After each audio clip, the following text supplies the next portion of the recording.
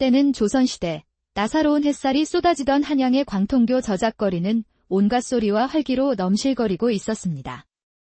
비단을 파는 상인의 구성진 외침과 싱싱한 생선을 사라고 외치는 안악의 목소리가 뒤섞여 시끌벅적했습니다. 아이들은 달콤한 연냄새에 홀려 어미의 치맛자락을 놓치기 일쑤였습니다.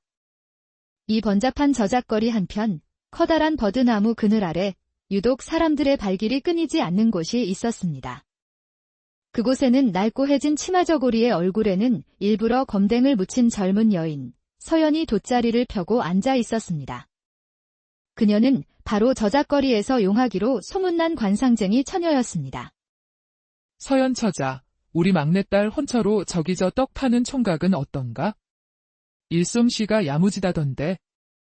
서연은 힐끗 고개를 들어 떡매를 치는 사내를 보았습니다.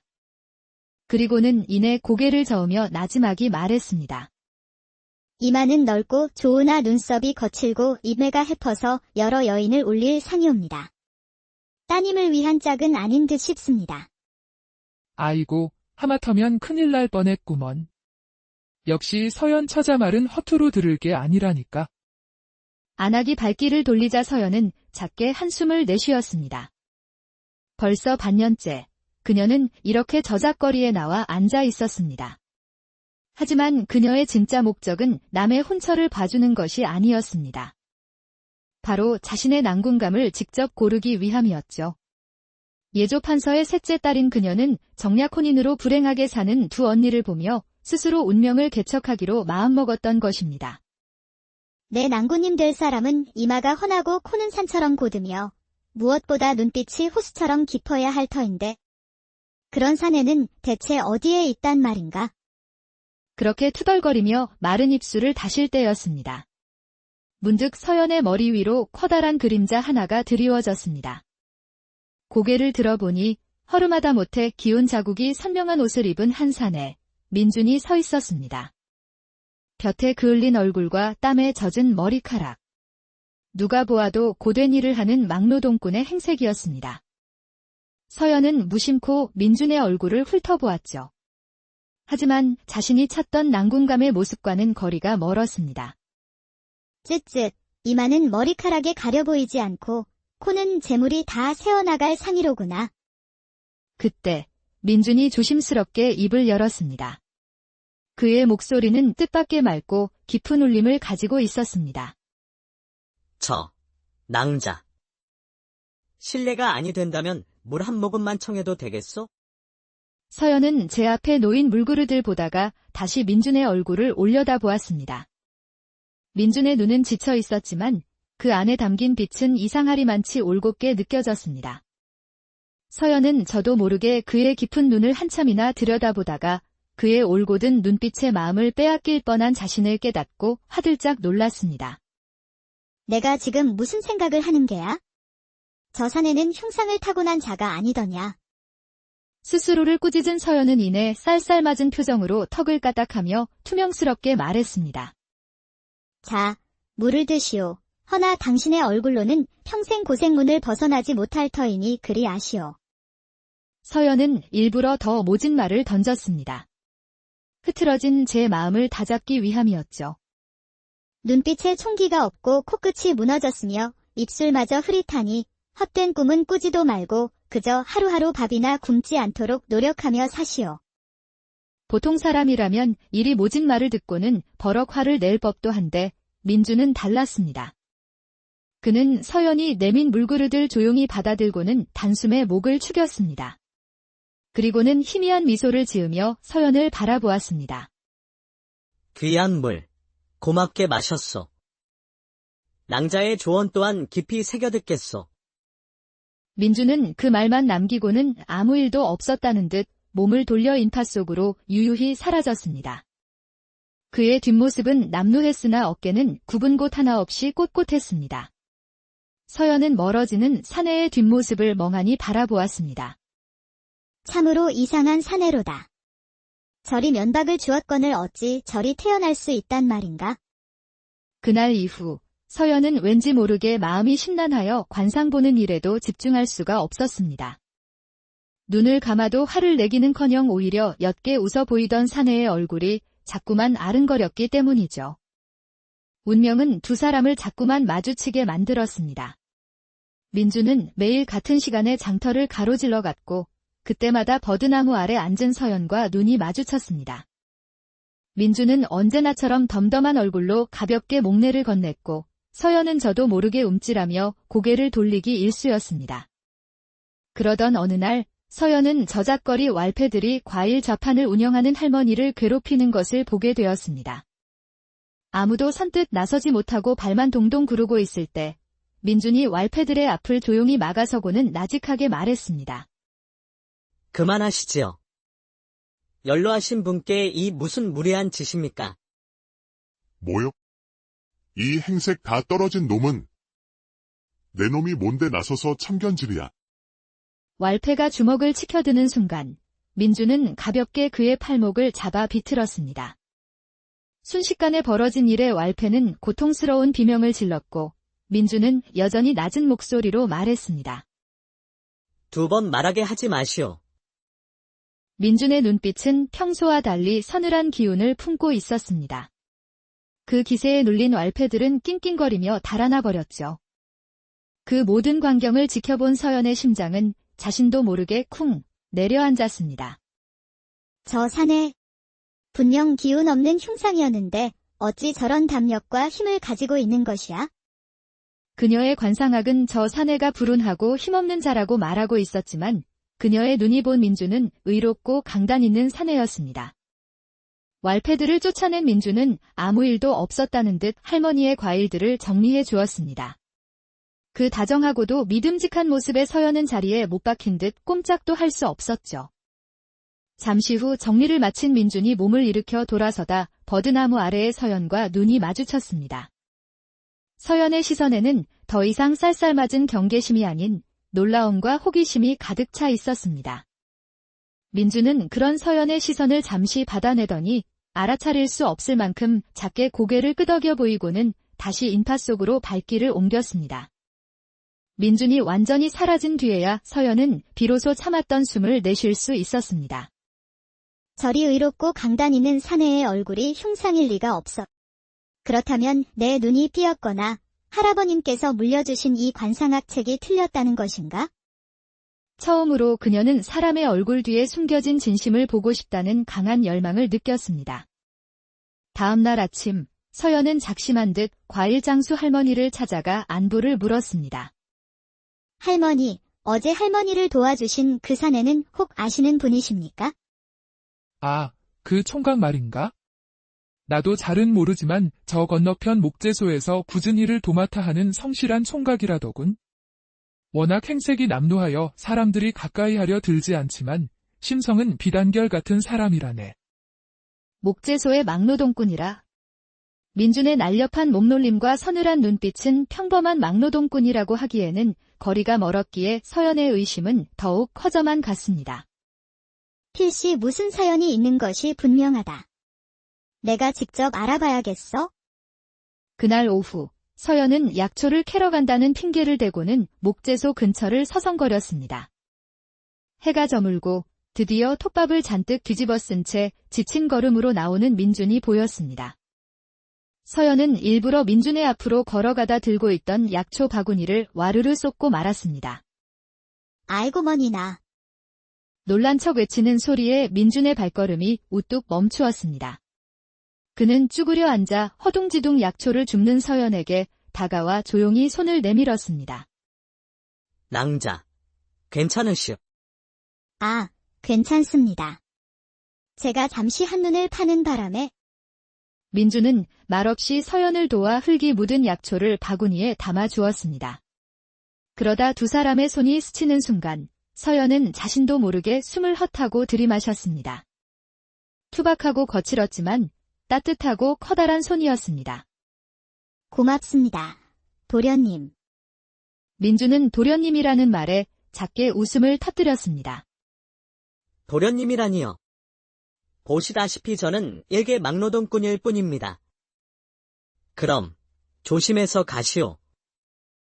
민준은 또다시 그렇게 덤덤히 말하고는 몸을 돌렸습니다. 서연은 그 자리에 서서 심장이 터질 듯 뛰어대는 제 가슴을 부여잡고 그의 뒷모습을 하염없이 바라보았죠.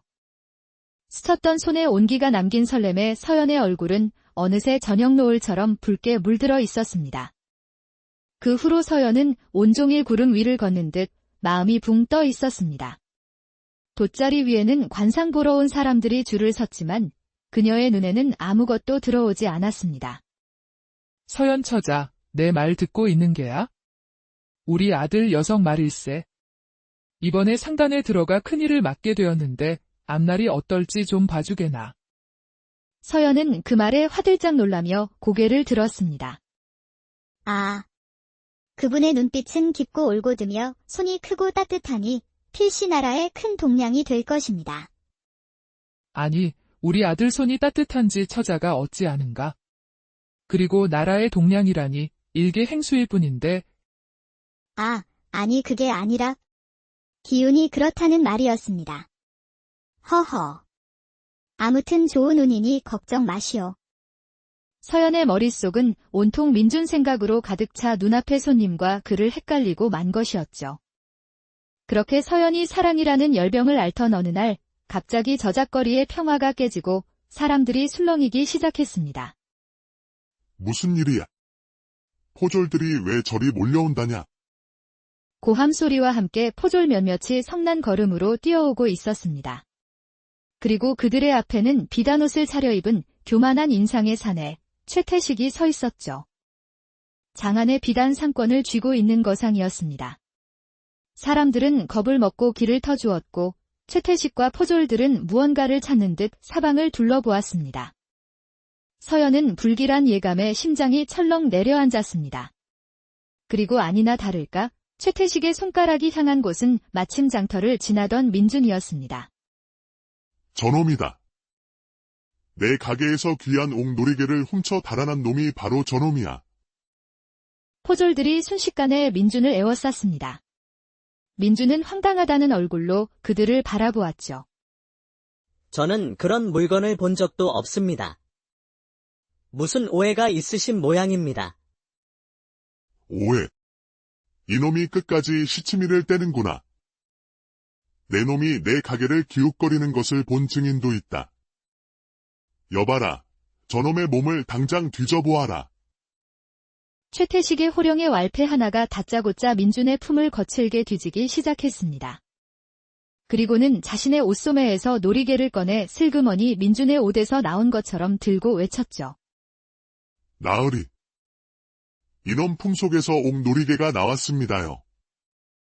서연은 숨을 쉴 수가 없었습니다.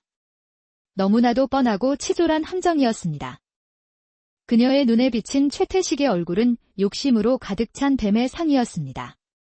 간사한 눈과 비뚤어진 입두남을 해하고 제 배를 채울 관상이었죠. 저자가 범인인 것을. 서연은 당장이라도 뛰쳐나가 모함이라고, 민주는 그럴 사람이 아니라고 외치고 싶었습니다. 하지만 남루한 관상쟁이 처녀의 말을 누가 믿어줄 리 만무했죠. 포졸들에게 양팔이 붙들려 끌려가던 민준이 그 순간 고개를 돌려 인파 속의 서연을 바라보았습니다. 그의 눈빛은 절망이나 두려움이 아니었습니다. 그저 묵묵히 자신을 믿어달라 말하는 듯한 깊고 흔들림 없는 눈빛이었죠. 서연은 작게 고개를 끄덕였습니다. 반드시 당신의 결백을 밝혀내겠다는 그녀만의 간절한 약속이었습니다. 포도청으로 끌려가는 민준의 뒷모습을 보며 서연의 눈빛은 더 이상 사랑에 빠진 수줍은 처녀의 것이 아니었습니다. 그녀는 자신의 사내를 구하기 위해 싸워야만 했습니다. 주저앉아 있을 시간이 없어. 내가 그를 구해야 한다. 서연은 관상쟁이로서 이 일을 해결해야만 했습니다. 서연은 먼저 최태식이 말한 증인을 찾아 나서기로 했습니다. 그녀는 최태식의 비단가게 근처를 어슬렁거리며 낯익은 상인들에게 말을 걸었습니다. 그나저나 최나으리 가게에서 사내가 옥놀이개를 훔쳤다고 증언한 사람이 누구인지 아십니까? 쉿. 서연 처자, 조심하게. 괜히 엮여서 좋을 것 없어. 사람들은 대부분 입을 다물었지만 평소 서연에게 신세를 졌던 박서방이 작게 속삭였습니다. 저쪽 투전판을 전전하는 마칠이라는 게으름뱅이라더군. 평생 노름비대 쪼들리던 자가 갑자기 돈주머니가 두둑해졌으니 말 다 한 것 아니겠나. 거짓 증인만 잡아내면 민준의 누명을 벗길 실마리를 찾을 수 있을 터 서연은 온종일 관상을 보고 번 돈을 손에 꼭 쥐고 포도청으로 향했습니다. 굳게 닫힌 문 앞에서 한참을 서성이던 서연은 마침 교대를 위해 나오던 한 젊은 포조를 붙잡았습니다. 나리. 제 오라비가 오늘 이곳에 끌려왔습니다. 얼굴만이라도 한번 보게 해주시면 아니 되겠습니까? 포졸은 서연의 손에 들린 역전을 낚아채듯 받아들고는 귀찮다는 듯 턱짓을 했습니다. 들키면 나만 곤란해지니 알아서 빨리 보고 나오라. 서연은 연신 고개를 조아리며 포졸의 뒤를 따라 음습한 옥사 안으로 들어섰습니다. 가장 안쪽에 민준이 앉아 있었습니다. 얼굴에는 매질을 당한 듯 시퍼런 멍이 들어 있었지만 그는 미동도 없이 허리를 꼿꼿이 세운 채 눈을 감고 있었습니다. 그 모습을 본 서연의 가슴이 미어졌습니다. 그녀가 자신도 모르게 작은 소리를 내자 민준이 천천히 눈을 떴습니다. 그는 창살 너머의 서연을 발견하고는 눈이 순간 크게 흔들렸습니다. 그저 이 위험한 곳에 어찌 왔느냐는 듯 안타까움과 걱정이 가득한 눈으로 그녀를 바라볼 뿐이었습니다.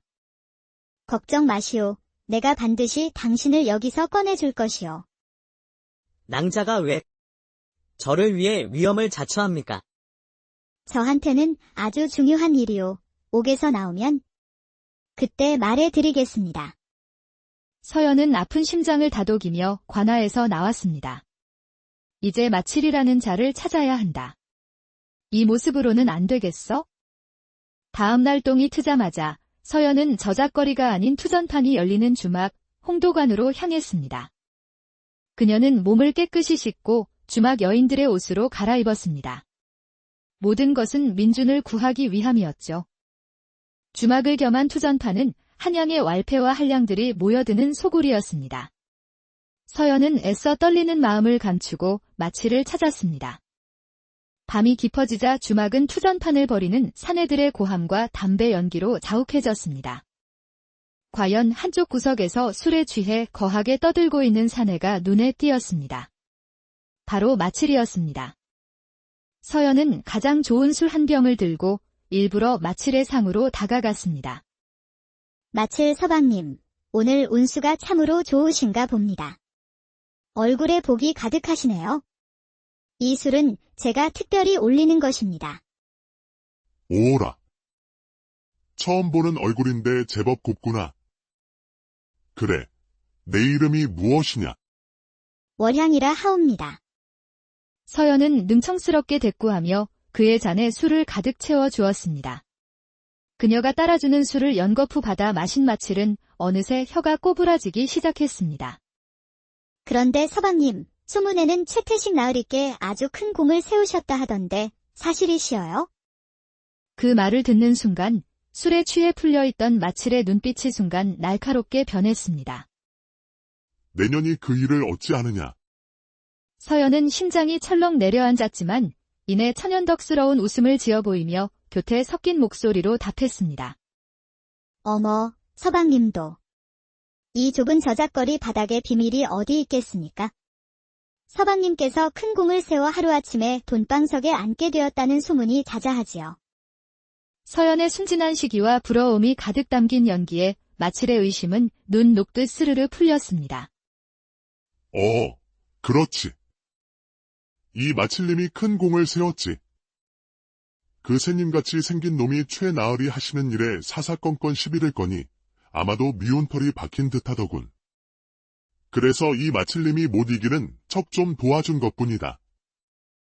와, 정말 대단하십니다. 그럼 그 자가 훔쳤다는 옥놀이개도 서방님께서 직접 보신 것이겠네요? 훔치긴 뭘 훔쳐? 그건 그냥 마칠은 무언가 말하려다 말고 갑자기 입을 꼭 다물었습니다. 그리고는 음흉하게 웃으며 말했죠. 아무튼 그놈은 이제 죽은 목숨이야. 그러니 너는 내 시중이나 잘 들면 된다. 알겠느냐? 마칠이 서연의 손목을 덥석 잡으려던 순간 험상궂은 인상의 사내 둘이 마칠의 양옆에 버티고 섰습니다. 최태식의 수아들이었죠. 형님, 술이 과하셨습니다. 혀가 너무 길어지신 듯하니 이만 자리에서 일어나시지요. 나으리께서 찾으십니다. 왈패들은 마칠의 양팔을 거칠게 잡아 일으켜 세워 억지로 끌고 갔습니다. 서연은 아깝다는 생각에 입술을 깨물었습니다. 조금만 더 있었으면 모든 자백을 들을 수 있었으니까요. 그때 부엌 한쪽에서 쉬고 있던 여종들의 수다 떠는 소리가 서연의 귀에 들어왔습니다. 마칠 저 인간, 오늘도 최나으리 수하들한테 끌려가네. 돈 몇 푼 쥐어주고는 이딴 속시키느라 아주 애를 쓰는구먼. 오늘도 필시 주막 뒤편에 있는 낡은 창고로 끌고 가서 단단히 겁을 주겠지. 그곳에 가면 무언가 단서를 더 찾을 수 있을지도 모른다는 생각이 들었습니다. 이윽고 주막이 문을 닫을 시각, 서연은 주모의 눈을 피해 조용히 뒷문으로 빠져나왔습니다. 그리고는 어둠 속에 몸을 숨긴 채 주막 뒤편 낡은 창고를 향해 조심스럽게 발걸음을 옮겼습니다. 창고 문틈으로는 희미한 등불빛이 새어나오고 있었습니다. 안에서 들려오는 억압된 비명과 거친 목소리에 서연은 벽의 틈새로 창고 안을 엿보았습니다. 창고 안에서는 최태식의 수아둘이 파랗게 질려있는 마치를 닥달하고 있었습니다. 이봐, 마치. 오늘 주막에서 혀가 너무 길더군.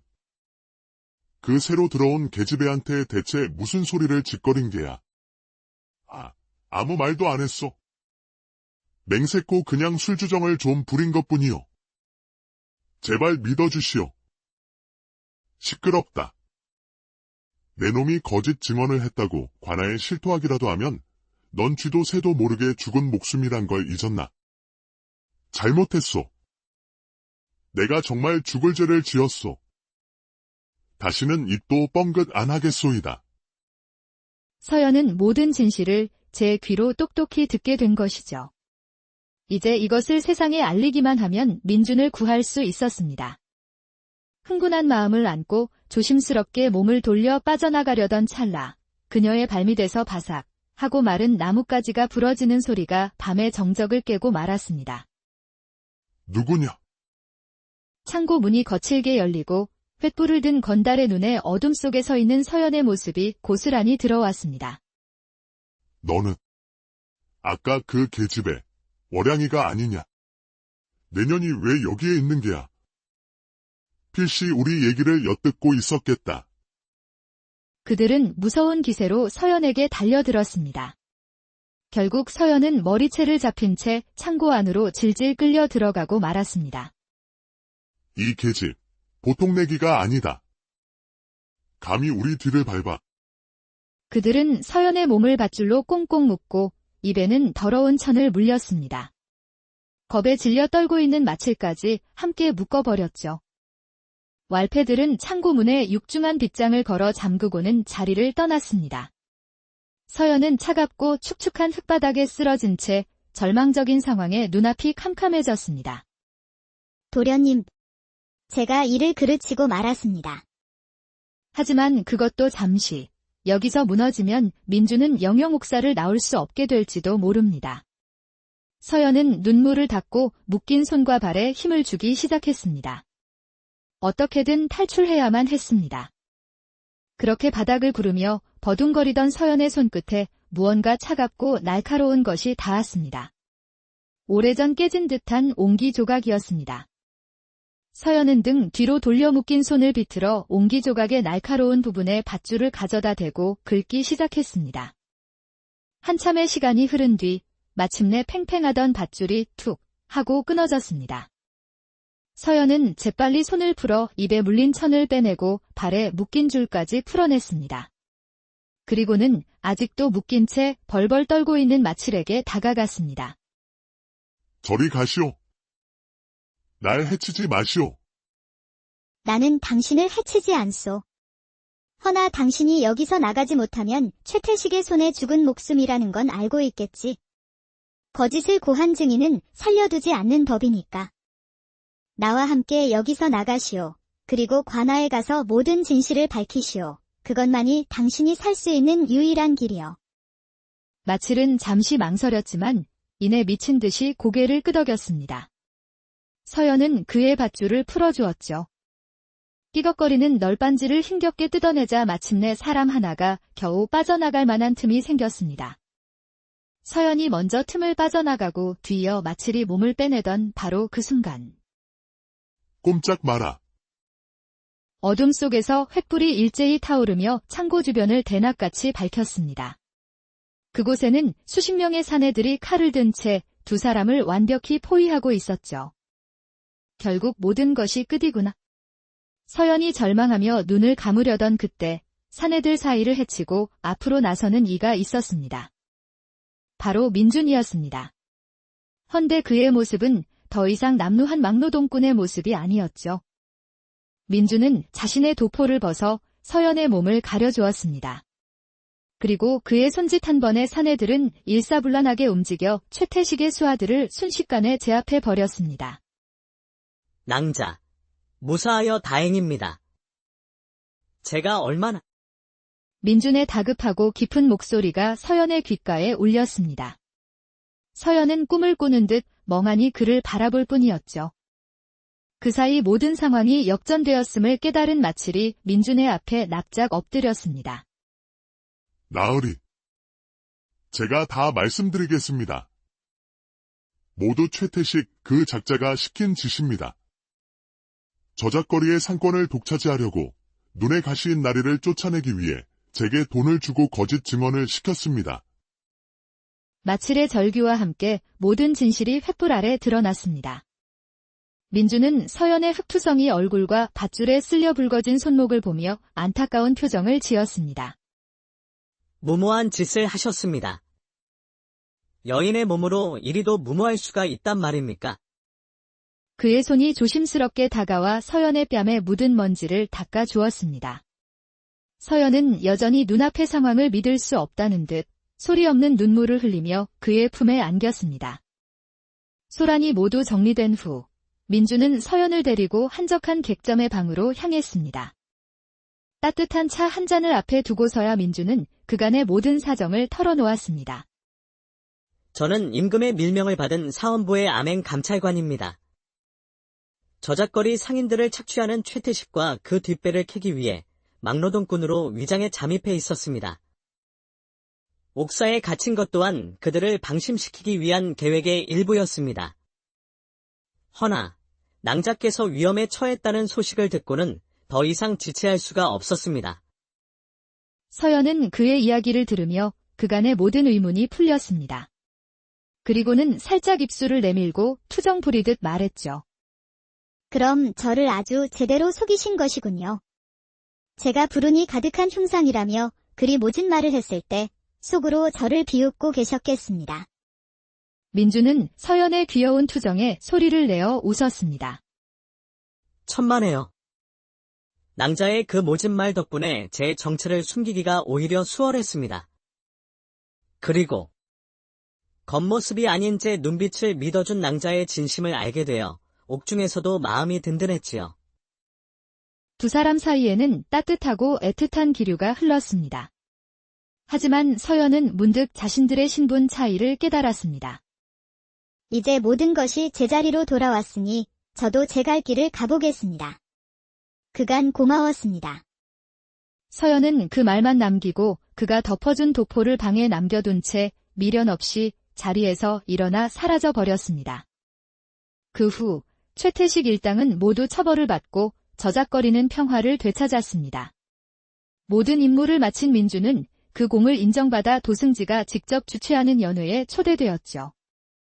허나 그의 마음 한구석은 텅 비어 있었습니다.